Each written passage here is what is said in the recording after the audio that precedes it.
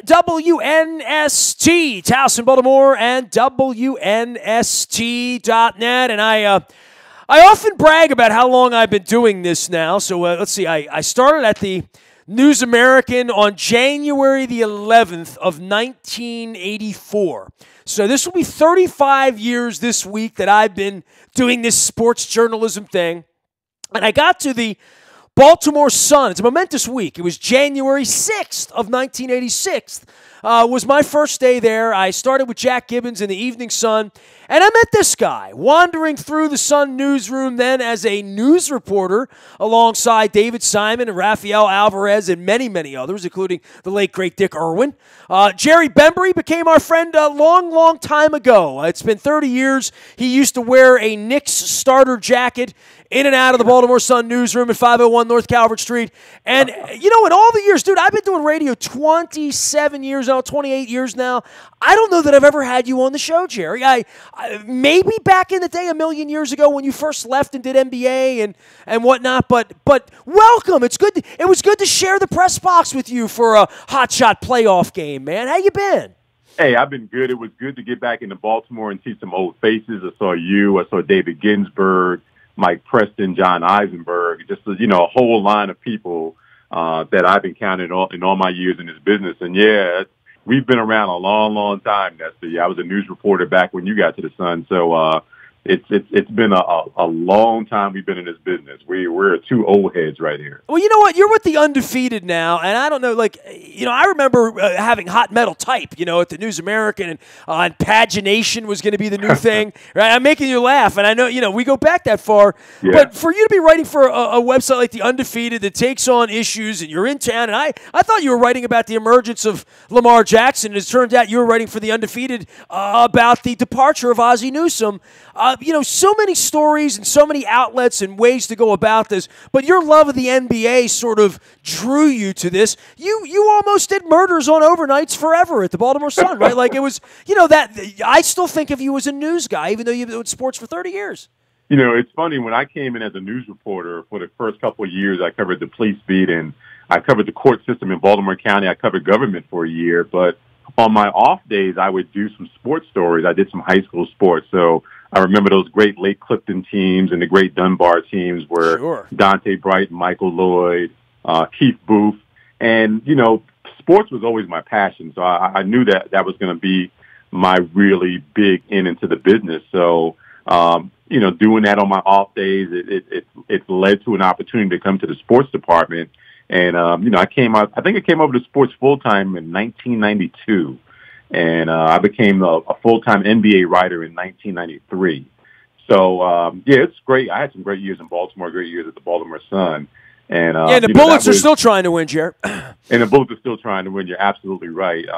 But yeah, I mean, Baltimore is a big part of my life. You know, I'm a New Yorker, but I've lived in Baltimore many more years in New York now, and you know, most of my adult life in Baltimore. So I still consider that a second home for myself. Yeah, I'm wearing my Coppin hat. I know you taught for a period of time at Morgan State and have been, you know, big in moving young African-American journalists and maybe into journalism and where we are. We're all enemies of the state, right? So we found that much of it out at this point. But the Undefeated and what you do at 50,000 feet, try to explain the Undefeated to our audience in the way that perhaps it was presented to you, being sort of a, you know, an old head and a long-time ESPN guy.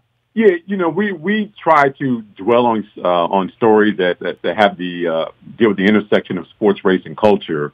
So, you know, I came out to the Ravens game last week to do something on Ozzie. A week ago, Bill Rhoden was there, and, you know, he did a story on Lamar in the emergence of black quarterbacks. So, yeah, we just try to come at it with a different lens. You know, we're under the umbrella of ESPN, so a lot of our stories get played on the ESPN webpage, the main page. Like my Ozzie story appeared on the NFL page of ESPN. So, yeah, we just come with a different approach with stories. And so far, it's been a great ride. We've been in existence for 3 years. You know, it was a concept even before that, that never really got off the ground for about a year and a half. But now we're doing really well. We have a great staff. We have, you know, Mark Spears, who's one of the most connected NBA writers in the league, and then we have Jason Reed, who's a great NFL writer, and I just kind of float between different sports. So, I'll do some college sports. I'll do a lot of NBA stuff. Came into the NFL last week. So, I'm kind of like the person that just kind of does a little bit of everything. It's a fascinating way you led the story with Orlando Brown Jr. And, I cracked the code with him last year during the Combine when I showed him all the pictures. I got his email address and sent him all the pictures of me and him and his dad, right? And I remember Ozzie coming out to the barn in 1996 after drafting John Ogden and doing a radio show with me and all the years with Phil Savage and Eric DaCosta after all of that. The Ozzie story, wow. I mean, it's the end of an era. Look, I'm a Ravens fan, and I've known Ozzie from the beginning, and Eric, and I think highly of all of these people having been on this beat, and also having covered the Orioles at the same period of time to see what horrific ownership is all about as well. But in the case of Ozzie going out as a player, as a guy that played for Bear, as a guy who was hired almost, the national media took it in jest that Art Modell was just promoting his favorite son when he got to Baltimore, and 23 years later, Art's left us, David has left us, long since left the ownership, and Ozzie's still picking Lamar Jacksons and still, picking C.J. Mosley's and fielding playoff teams at the end. Ozzie is his own story, and at a time where politics and race and culture and football have all intersected in not such great ways over the last 18 months, especially in blackballing Colin Kaepernick in front of the whole world. The Ozzie Newsome thing when, African-American coaches aren't getting promoted and the Rooney Rule's getting overlooked and coaches getting fired last week, and there aren't a whole lot of talent evaluators that have ascended to a general manager's position of color. Yeah. This thing with Ozzie's a huge story, right? It's a huge story. Ozzie was obviously the first black GM in the NFL. At the end of the 2016 season, there were 7 black GMs. I think with Ozzie leaving, I think it's going to leave 1. So, Ozzie's been able to endure, but not just endure, to bring great success to Baltimore. You come in, as a franchise that made a move from Cleveland. He was instrumental in building 2 Super Bowl teams. He's been a great recognizer of talent. He drafted Ray Lewis and Ogden in that first year in 1996. And, he's done that, off to the side and behind the scenes. Ozzie's not a big spotlight kind of guy. And he doesn't want to be in front of cameras in this day and era where everybody wants to be in front of a camera. But he's done a tremendous job in this league. And, I asked Harbaugh at the press conference after the game about his legacy. And he said he was, he considers him the greatest general manager in NFL history. And, speaking to Orlando Brown and a couple of other players, they look at Ozzie as family. He's not just a guy in the office who is distant and unapproachable. Ozzie was just like family to these guys, and, they're really going to miss him. Jerry Bembry is my guest. He's at ESPN and the Undefeated.com. You can find him also out on Twitter at Jerry Bembry. And usually anywhere an NBA court is nearby. I want to stick to football. I'll get to some basketball with you and let you clean the closet out on that. But where the Ravens are and Ozzie leaving, Flacco going to get dealt off for whatever bag of footballs he's going to get dealt off for. A quarterback that I quite frankly think not a lot of head coaching candidates would look at Lamar Jackson and say, I have a franchise quarterback. They may say, I have an interesting experiment, especially with the way he runs the football. He doesn't throw the ball particularly well. Didn't even avoid pressure in the pocket particularly well against the Chargers, taking 7 sacks on Sunday. It was not his finest hour, and certainly not how he'll always be judged. He's going to come back as a starting quarterback and have a chance to improve. I'm wondering where the ceiling is on him and what a 14-win offense would look like with him on it. Yeah, it's all about the work that he's got to put in the offseason. Clearly he needs to work on his passing ability. He didn't have a lot of time in the pocket on Sunday, but he came through with a couple of big touchdown throws, and he brings that dynamic of breaking a run. So even before he fumbled in that last possession, there's always a chance when Lamar's on the field because of his ability to break through a defense and do something with his legs. But yeah, it's a transitional period, and a lot of people were screaming. We all heard the screams on Sunday about Joe Flacco, bring Joe Flacco in, and we half expected it. But give the Ravens credit; they stuck with a guy who, when he came into the starting lineup, the team was no one expected the Ravens at that point to be in the postseason. Led them to a 6-1 finish, and that was the management's and coaching staff's commitment to say, you know what, this is our guy for the future. We don't want to mess with his head at all. We want him to maintain confidence, and we're going to stick with the guy who got us here. So give the Ravens credit for that. But this is all on Lamar. We all know what he can do with his legs, but he's going to have to work on his passing over the summer, and hopefully, he takes the challenge of that and comes back, with a different dimension to his game next season. Jerry Bembry covers all things sports for the Undefeated, but spends lots of his time in basketball gyms. This was your first love, Brooklyn born. Have you turned into a Nets fan by any chance or no? Yeah, you know what? I'm still a Knicks fan, so I'm suffering. But when I turn on NBA League Pass at night, I will probably tune into the Nets more than the Knicks right now. The Nets are a young, exciting team. D'Angelo Russell is playing well recently. Spencer Dinwiddie just signed a 3-year deal, and he's played well. So, they have a bunch of no-name guys, but guys who have been dismissed from other franchises and guys who are really hungry. So while I do watch the Nets and root for them, I'm still a suffering Knicks fan. It's an amazing league, the NBA, where the best teams always win. The chalk almost always holds up. If you've got LeBron or Kobe, if you've got that player or that system in the case of Golden State and that many players, you win. And everyone else seems to perish. And, whether – and I don't mean Robert Parrish. I look at Atlanta and Washington a couple of years ago where they thought they were something and they're nothing. Chicago where they're perpetually, Detroit, trying to build it up. And, they can have 1 year where they can play 600 ball and they fall on their face. Toronto's that flavor right now. Like, they look like they might be okay, and in an era where LeBron has left the building and left the conference, maybe they can be okay. But, it's a little bit of a fractured league where on a 365-day-a-year basis, you can name 3 or 4 teams that can win, and no one else really has any chance. And there's always a bunch of teams that are in that perpetual where the 76ers were, which is nowhere's land of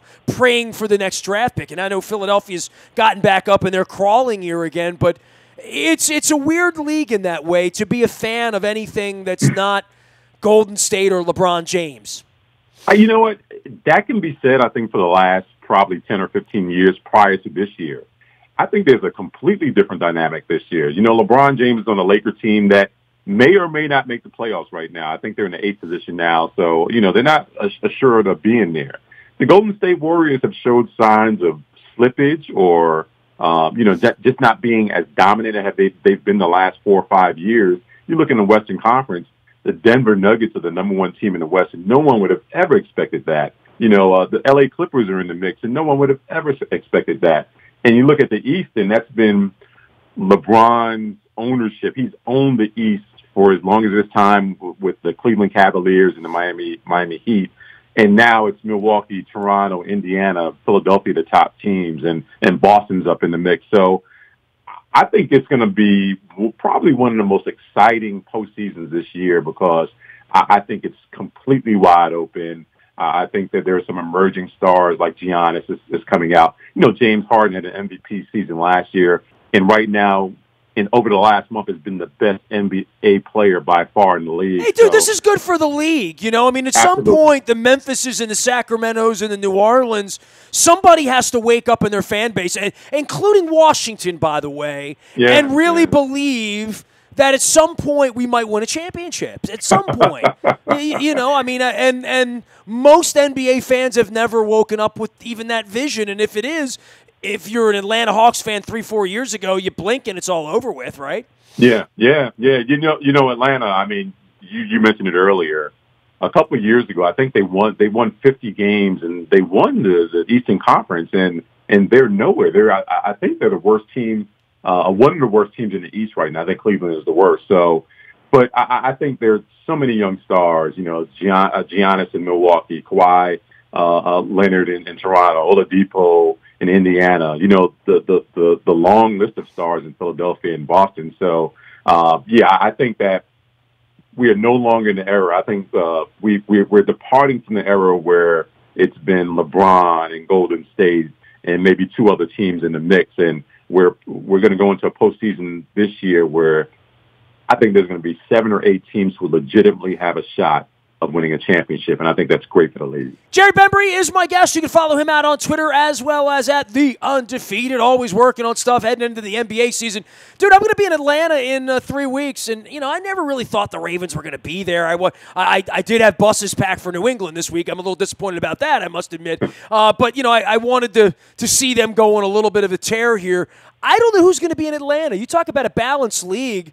The NFL has become that, and I don't know what to make of Tom Brady and whether he's going to make it through 2 more games and piss me off and show up on 50 feet high down in Atlanta on the side of buildings again. But whatever this is, it's still a quarterback's league when you see how Luck is playing and what Phillip Rivers did last week and where we are, that if all the chalk holds this week, it's Mahomes and Brady and Goff and Breeze. I don't think you get higher pedigree than that this time of year, yet none of these teams feels I know New Orleans, they'd say tough to beat them at home, but, I'll take my chances with these other teams, really. It's an even tournament still.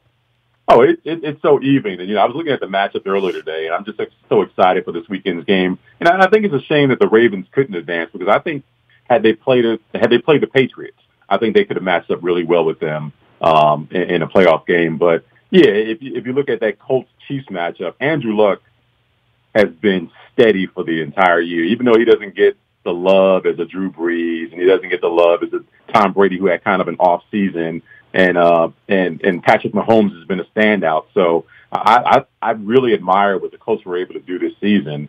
I would have said 2 months ago that the Chiefs are going to win a Super Bowl, but without Kareem Hunt in the mix, I think that's an element, dynamic that really kind of hurts that team.